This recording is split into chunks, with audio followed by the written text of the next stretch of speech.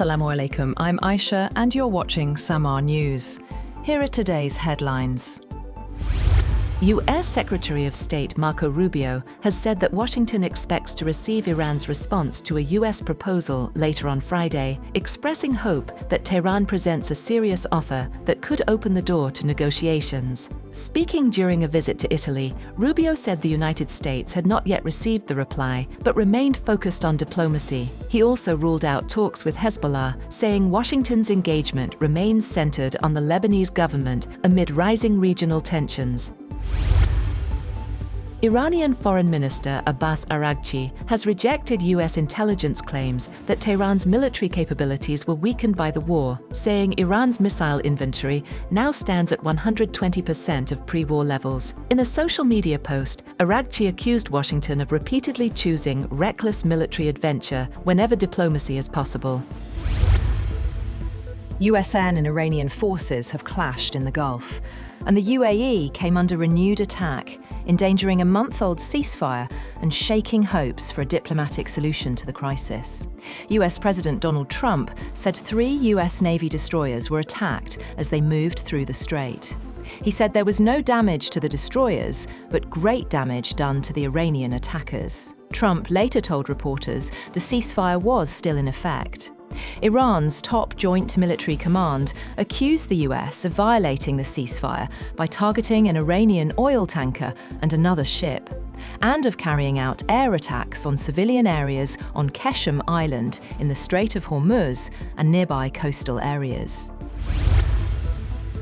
US military naval units operating near the Strait of Hormuz have come under Iranian missile fire after the US military allegedly attacked an Iranian oil tanker. Iranian state media claimed US vessels were forced to retreat after sustaining damage. Iran's semi-official news agency reported that 3 US destroyers near the Strait of Hormuz were targeted by the Iranian Navy.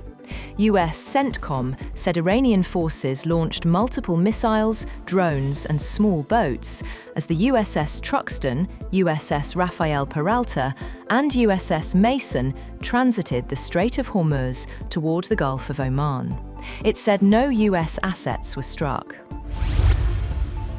Later, the U.S. military says it has struck 2 empty Iranian-flagged oil tankers that were attempting to violate Washington's ongoing blockade against Iran. U.S. Central Command said the vessels were no longer transiting toward Iranian territory after the operation, adding that a 3rd Iranian-flagged ship had already been disabled earlier this week. Earlier in the day, the CENTCOM claimed that American forces were preventing more than 70 tankers from entering or leaving Iranian ports as part of efforts to restrict Tehran's oil exports. The command said the vessels had the capacity to transport more than 166 million barrels of Iranian oil worth more than $13 billion. The US military has carried out strikes on Iran's Qeshm port and Bandar Abbas. A Fox News reporter, citing a senior US official, said the strikes did not mean the war was restarting or that the April 7th ceasefire had ended. The Fars news agency said residents heard multiple blasts near Bandar Abbas, though the exact source and location remained unclear. It later reported that parts of the commercial section of Bahman Pier were hit during what it described as an exchange of fire between Iranian armed forces and enemy forces. Meanwhile, Iran has seized the oil tanker Ocean Koi in the Gulf of Oman over an alleged attempt to disrupt Iran's oil exports. Iranian state media said the Barbados-flagged tanker was carrying Iranian oil and was trying to harm and disrupt oil exports by exploiting regional conditions. According to state media, the oil tanker, which has been under US sanctions since February, was escorted to the southern coast of Iran and handed over to the judicial authorities. The United Arab Emirates has said that its air defense systems intercepted missile and drone attacks launched from Iran as tensions in the Gulf continue to rise despite a fragile ceasefire. Tehran has not officially commented on the UAE claims, but Iran's armed forces accuse the United States of carrying out fresh airstrikes with the help of regional countries.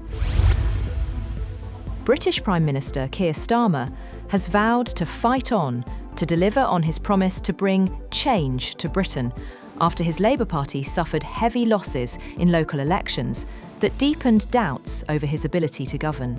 Just under 2 years after winning a landslide national election, Starmer saw voters punish his Labour government, dealing it a blow in some of its traditional strongholds in former industrial regions in central and northern England. The main beneficiary was the populist Reform UK party, which gained more than 350 council seats in England and could form the main opposition in Scotland and Wales to the pro-independence Scottish National Party and Plaid Cymru in results later on Friday. That's all for now. For more updates, visit www.samaa.tv. Thank you for watching Samaa News.